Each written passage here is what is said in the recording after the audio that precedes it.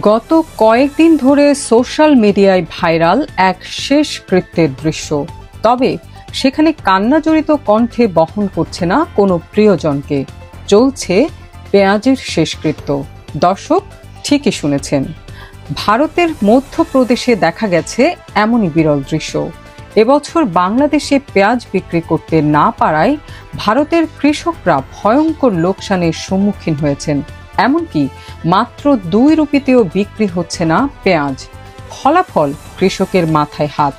ক্ষোভে দুঃখে নিজেদের পেঁয়াজের প্রতীকী শেষকৃত্যের আয়োজন করেন ভারতের এই কৃষকেরা। বাংলাদেশের কৃষকদের স্বার্থ রক্ষায় এবছর ভারত থেকে পেঁয়াজ আমদানি বন্ধ রেখেছে সরকার। আর এ কারণে মারাত্মক নেতিবাচক প্রভাব পড়েছে ভারতের কৃষকদের উপর। বাংলাদেশে দাম না মেলায় রপ্তানি আটকে গিয়ে বিপাকে পড়েছেন সীমান্তের এই কৃষকেরা।